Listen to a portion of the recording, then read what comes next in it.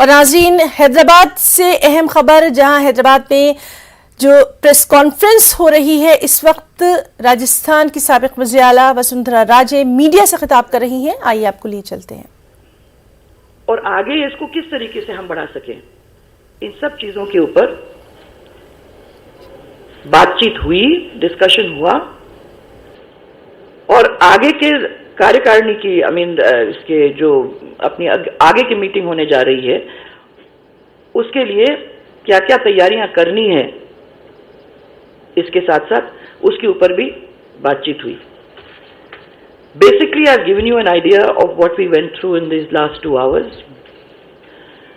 3 hours, and the discussions that took place.